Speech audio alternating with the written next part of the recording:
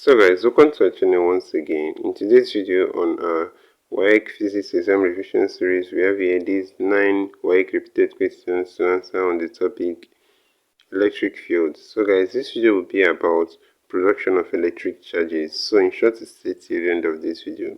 Let's go ahead and start with the first question here. It says, a negatively charged rod is held close to an uncharged metal ball on an insulating stand. The ball will A. Be negatively charged, B. Have an excess negative charges on the side nearest to the rod, C. Be positively charged, and D. Have an excess positive charges on the side nearest to the rod. So guys, in this we know that unlike charges will attract. So since the rod is negatively charged, the side with positive charge here will actually draw towards the rod. So in that case, the ball will have an excess positive charge on the side nearest to the rod. And that's it for this question. So let's go ahead and consider the next question, guys. So that's question number 2 here. It says, a dry plastic comb used in combing hair was found to attract pieces of paper and dust. The most probable explanation for this phenomenon is that the comb has been given A. Magnetization by induction, B. Electric charges by induction, C. Electric charges by friction, D. Electric charges by conduction.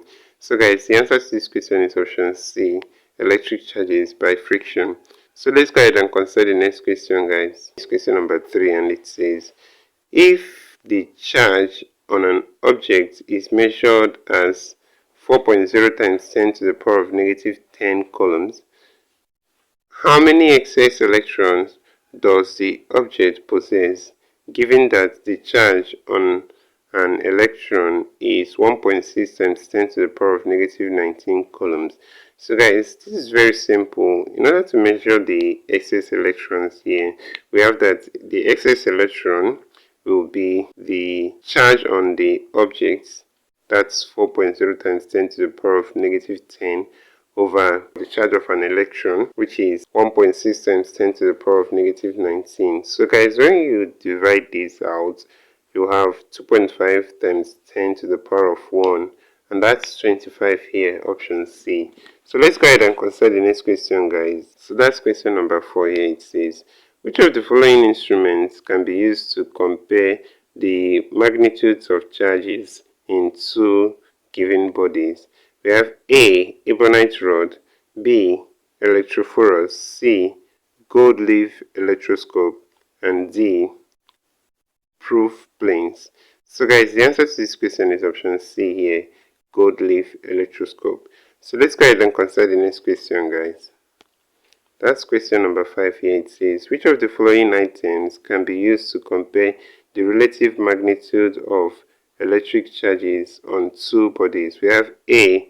Gold leaf electroscope, B. The electrophorus, C. Proof planes, D. Ebonite rod. So guys, this is the same question we just answered, and that's option A here, gold leaf electroscope. So let's go ahead and consider the next question, guys. That's question number 6 here. It says, when a person holds a negative charged metal rod and stands barefooted on the ground, how will the charges leak? A. Positive charges in the air neutralizes the negative charges the person is holding.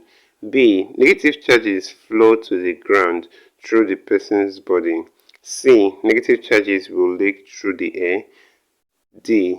Positive charges flows from the ground through the person's body to neutralize the negative charges. So guys, the answer to this question is option B, and that's negative charges flows to the ground through the person's body.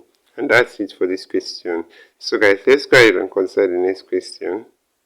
So that's question number 7 here. It says, which of the following devices is used to compare the relative magnitudes of charges on two given bodies? So guys, we've answered this same question before, and that's gold leaf electroscope. So let's go ahead and consider the next question, guys. That's question number 8 here. It says, two different materials rubbed against each other acquire positive charges when separated. This is an example of charging by A. Induction, B. Friction, C. Convection, D. Conduction. So guys, the answer to this question is option B, and that's friction.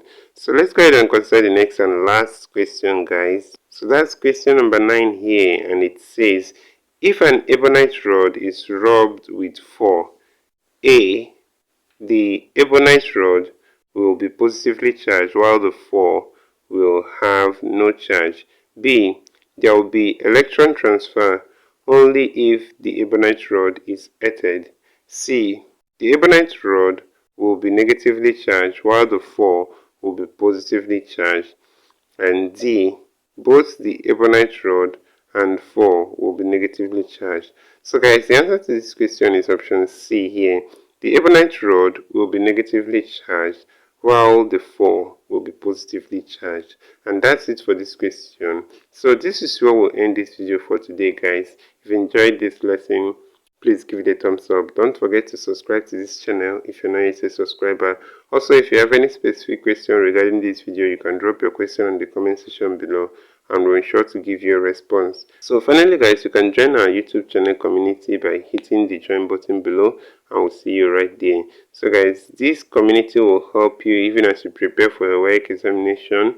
So you can be a part of this community by hitting the join button below, and we'll see you right there. So thank you once again for watching this video, and see you on the next one.